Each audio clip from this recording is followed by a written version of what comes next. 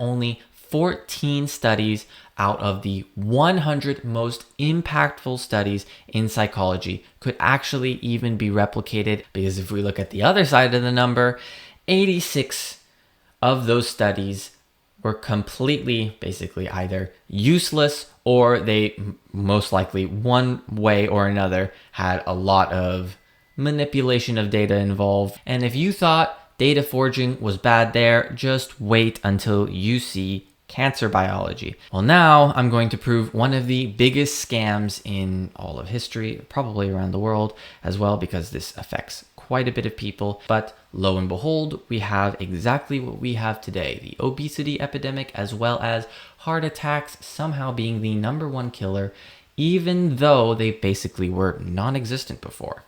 So something is clearly going on.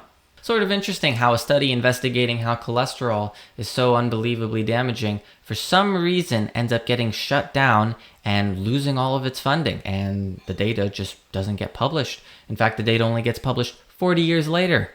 Now, I don't know about you, but that, in my opinion, that's pretty sketchy. Here's a question. Do you think most published research is legitimate? Or is it faked? Now, the answer to that question might actually shock you a lot. Now, if you're somebody who's really interested in science and all that, then the answer will definitely shock you. But if you're a scientist yourself, there's a chance that it might not actually shock you that much. In today's day and age, money speaks a lot, and as well as prestige.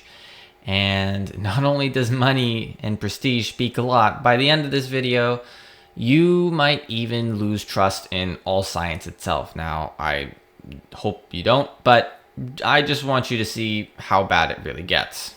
Now, you might have heard of this guy in the past. Now, yes, that face looks a little familiar. You remember him? He was a longevity guy. He's always talking about longevity and how to live longer and that whole thing.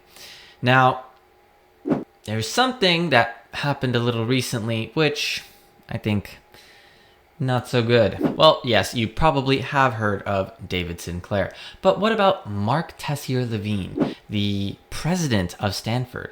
Now, you might have heard of him as well, and he obviously is not the president of Stanford anymore. What about Hang-Wook Suk, who apparently managed to clone human embryos and derived stem cell lines from him? Yes.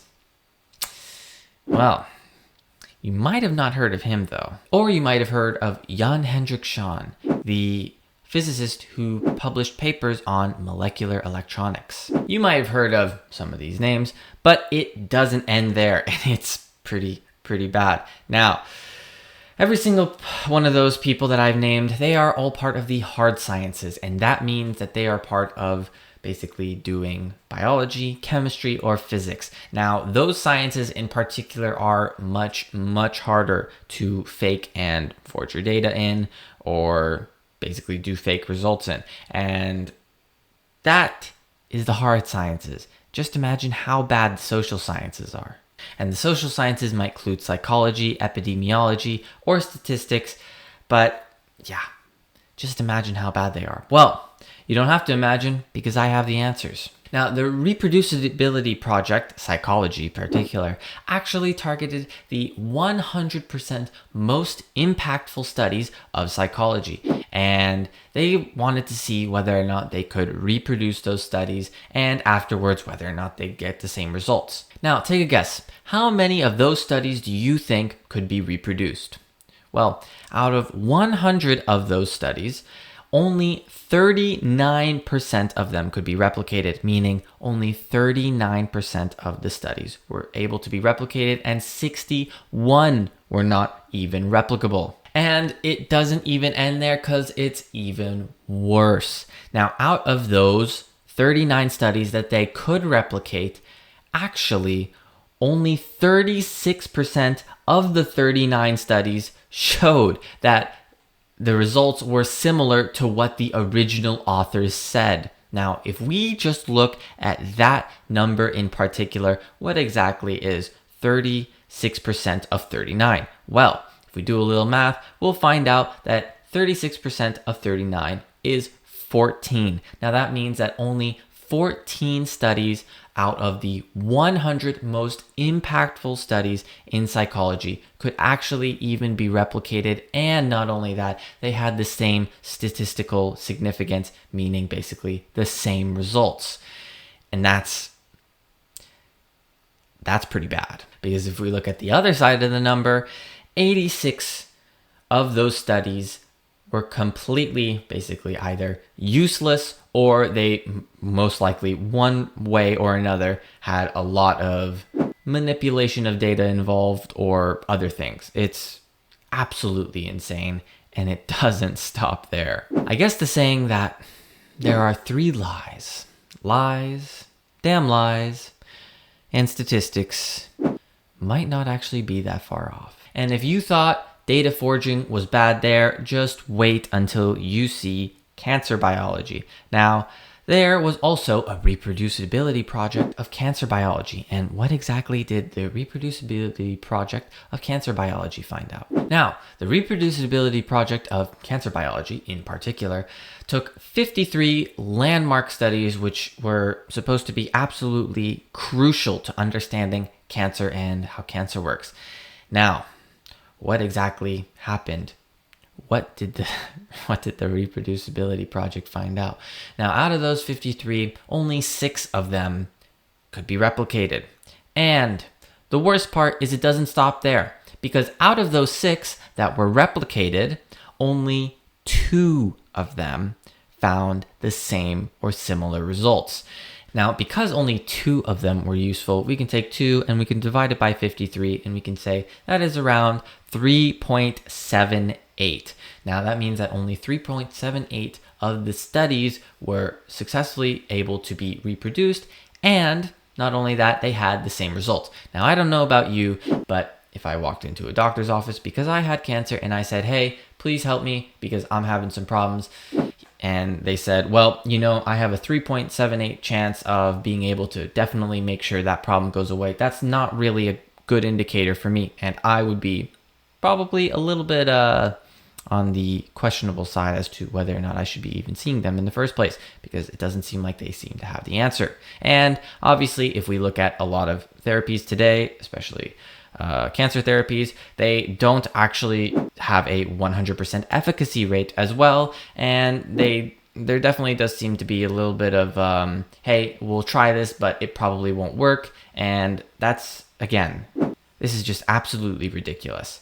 Now, there's a lot of ways that data manipulation can happen in particular, and I won't be covering all of them, but I will be explaining a little bit of them, a couple in particular, and you'll be able to see just exactly how that happens.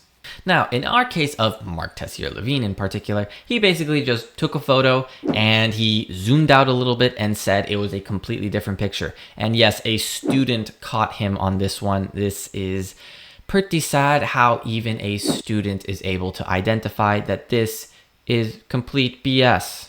Now, in the case of David Sinclair, most likely there was also some data manipulation involved, because obviously the resveratrol thing was basically probably a scam, and there was most likely either image splicing or duplicating of the Western blots. But in order to understand how exactly these vested interests in particular can maybe get the results that they want, because they're using science and basically paying off scientists through money, we have to understand how exactly can these scientists then manipulate their data. Well, there's a couple ways. So first off, fabrication. Now, fabrication basically is just making up data or experimental results that didn't exist. And obviously, we have a couple examples of those. Now, there's also cherry picking. Now, cherry picking is basically where you report only the favorable results while ignoring or excluding the data that does not support the desired conclusion. And yes, there is one person in particular who I have my eye on, and he's caused this whole cholesterol epidemic thing, which doesn't actually exist in the first place, and it's caused so many problems. We'll get into that later.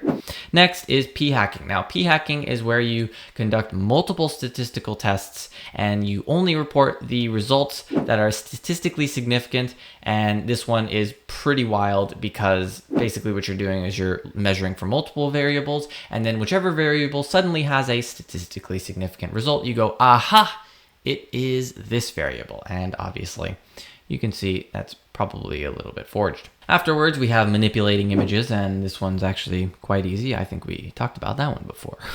Afterwards, we have withholding data. Now, I don't know about you, but I think that one, not only is it a little bit self-explanatory of what withholding data is, I think we have quite good examples as to specific vested interests which are withholding data. And this withholding data is a big deal because this prevents replication from other researchers, and that is a big problem. There's also misinterpreting data, and that's basically where you alter the graphs or you exaggerate the findings or highlight specific data set points or data sets that you say, hey, I think these are definitely outliers, even though there's nothing there. And yes, this has also been done by some vested interests. Improper control groups, and this one is a very, very big one, and I'm just going to say Big Pharma is really, really big when it comes to this one, and they do way more than just this, but I'll just cover this one a little. Now, improper control groups, what exactly does that mean? Well, what they could do is they can say, hey, the control group in particular might be also having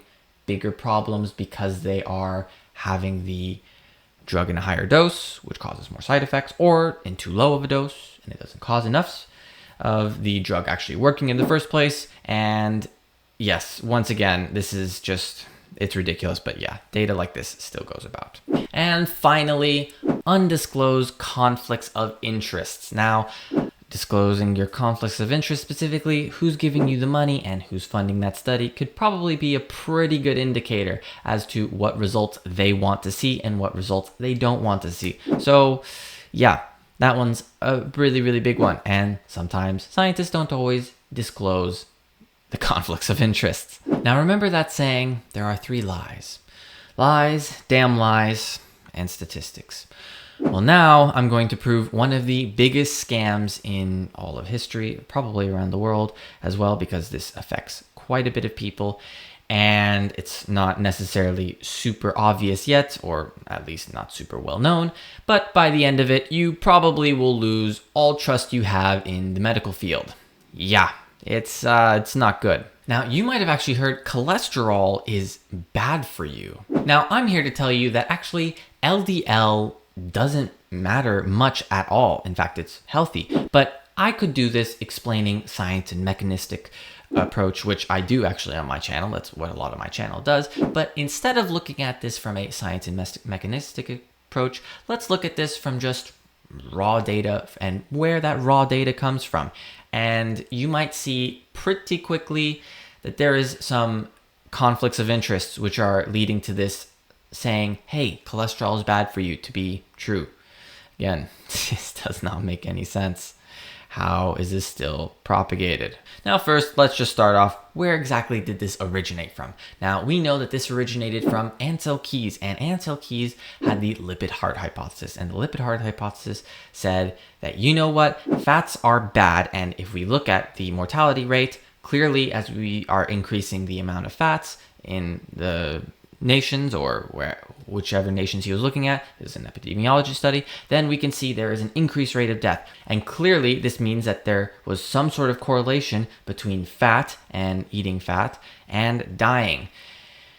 And that is where we come to Ansel Keys, where he most likely forged his data, and there's a pretty obvious indicator, as you can clearly see. Seems a bit odd because for some reason, when there's a little bit more countries added to that graph, in fact, it doesn't look like there's much of a correlation at all, and it doesn't look like it's statistically significant. That's a little strange. But you'd say, it looks like there's a little bit of a correlation, right? I mean, look at the graph. Now, this is where we come to p-values and understanding p-values. Now, this is where the term p-hacking comes from. P-values is where you're looking at that statistically significant result and seeing if it goes above a certain number. Now, this number, basically, the only purpose that it has is to indicate how many false positives are going to exist when you make that study. Now, in particular for epidemiology and many other studies, the p-value is only 0.05, which is 5%. Now, this p-value might seem like, oh, a 5% chance of having a false positive. That doesn't seem like that big of a deal. But when it comes to the hard sciences in particular, We already know that, for instance, for particle physics, the p-value is 5 sigma. Now, 5 sigma is unbelievably rare. It is so rare that having a false positive is so unbelievably low. And just to give you a little bit of context, we compare 5% to 5 sigma, otherwise known as 0.00006% of a false positive. Now, I don't know about you, but I would definitely think that anything coming from that 0.00006 false positive is probably more accurate than anything coming from that 0.05 false positive. Yeah. And as I've obviously shown before, scientists will do anything to make their results statistically significant. And obviously, if we have a lower p-value, it lowers the chance of having that basically fake result and scientists faking their data, but it is still possible. So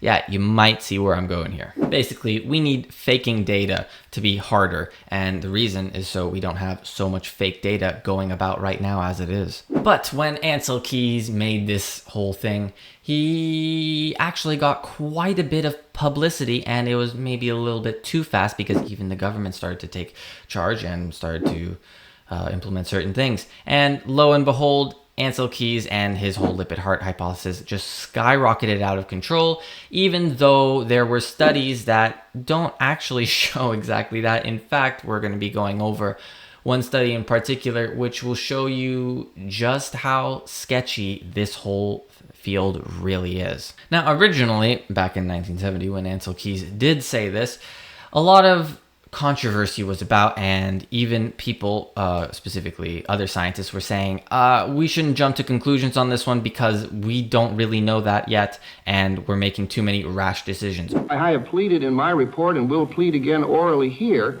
for more research on the problem before we make announcements to the American public. I would only argue that senators don't have the luxury that a research scientist does of waiting until every last shred of evidence is in. But lo and behold, we have exactly what we have today. The obesity epidemic, as well as heart attacks somehow being the #1 killer, even though they basically were non-existent before. So something is clearly going on. Now we'll just look at one of the apparently most cited studies as to why LDL is actually bad for you. Now, this comes from the Framingham Heart Study.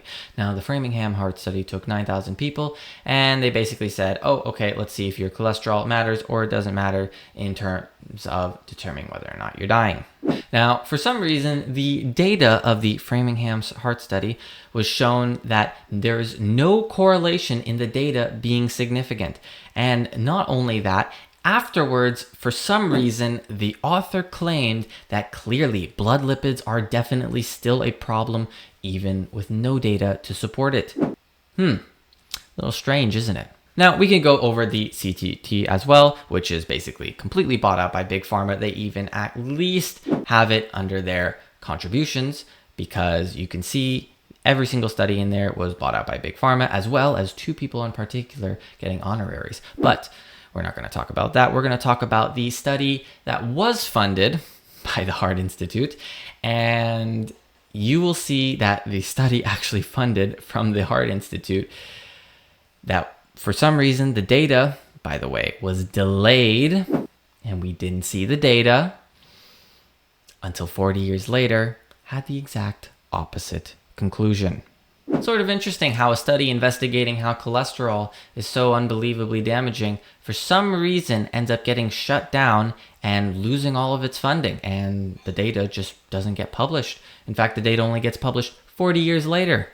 Now, I don't know about you, but that, in my opinion, that's pretty sketchy. Now, luckily, we actually did manage to get the data in the end, and it is called the Minnesota Coronary Heart Survey.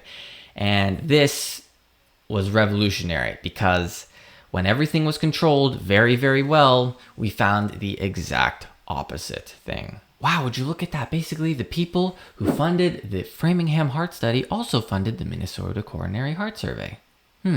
Isn't that strange? And lo and behold, if we just look at the data, we see that this is exactly why the funding for the study was completely dropped and basically the study was abandoned. Now, we can see that using seed oils to lower cholesterol levels was actually successful, and it did lower cholesterol levels. And in the process of lowering cholesterol levels, actually, it seemed as if, for some reason, people were dying even more as more cholesterol was lowered. Isn't that a little strange? Who would have thought that cholesterol, really important in the function of just your brain in general, or in fact, even important in just a regular cell membrane, for some reason is demonized and dangerous? I don't know about you. That's pretty sketchy to me. Now, how much exactly did lowering cholesterol manage to damage or basically kill the participants? Well, lowering their cholesterol by 30 milligrams per deciliter increased their all-cause mortality by 22%. Now we might see exactly why this study was abandoned. It makes a lot of sense why the Heart Institute wouldn't want this study in particular to suddenly have its results come out. Yeah. Now let's compare somebody in particular who has eaten only meat, and we'll just take a random YouTuber and we'll look at his blood work, and man, would you look at that, his LDL is like around 400. Oh my god, it's absolutely terrible. His cholesterol is so high. Now let's look at Dwight Eisenhower with a cholesterol of 165 around the time. Now let's just take the difference in cholesterol and we'll look at 421 minus 165. Now that equals 256. Now if we take 256 and we divide it by 30, that is 8.53. Now if we take 8.53 and multiply that by 0.22, or in this case 22%, we come out to an all-cause mortality, or higher amount of all-cause mortality, by 187.73% higher chance of all-cause mortality. And who's that person that I'm mentioning in particular who has a cholesterol of 165 back in that time? That's Dwight D. Eisenhower. Yeah, he followed this information, and look where that got him. It got him his first heart attack, and as well, dying at an early age, when he definitely shouldn't have. Now, why exactly would we be blaming cholesterol if it is actually the thing that is lowering all-cause mortality? Why on earth would we be doing that? Now, this is where we come to vested interests. Now, this is because the biggest and most prestigious institutions are lying to you, and they're lying to you for money. Now, I made a video on that, and if you're interested, I recommend you go check out that video because it will explain a little bit more as to which vested institutions I'm talking about. And yes, that means the AHA, that also means the Mayo Clinic, and it means Harvard. Yes, we even have academic universities coming into this. What do you know? It's pretty bad. Hopefully you can see. Now, these claims about cholesterol being unhealthy doesn't just stop there, because obviously we have statins made, and in fact, the pharmaceutical companies have even researched these statins and shown that they are unbelievably helpful, right? Well, let's just look at what some of the pharmaceutical data, and maybe, is it shady? Does it look a little shady? Does it not look a little shady? Oh, wow. And would you look at that? There's other companies as well that are just, for some reason, they also seem to be hiding their data. And they also seem to be making statins. You know, that's really interesting. It's almost like I just talked about exactly this a little while ago. Suspicious. Now, obviously, science being quite literally bought out and not even being science anymore, but more so economics, is definitely a problem. Because if science is bought out, who do you trust, and what could you possibly trust? Because it seems as if there's basically so much false data out there and so much false research. What's the point? Who do I trust? How do I know what to trust? Well, there's actually only probably two reliable ways of knowing. And first off, that has to come with you yourself and experiencing and living through something quite literally. And that will give you usually a pretty good indicator. Now, the second thing is, sadly, yes, what I just talked about. The most reliable way of knowing, science. So there's only two really reliable ways of knowing: your own personal experience and quite literally living through something, and science. And at the very end of the day, I mean, humans are still humans, and we still have desires and ambitions as well. And I mean, people lie all the time to get to the top of the ladder, or they lie for prestige as well. I mean, this is not just applicable to only scientists. Other people do this as well, quite clearly. Read my lips.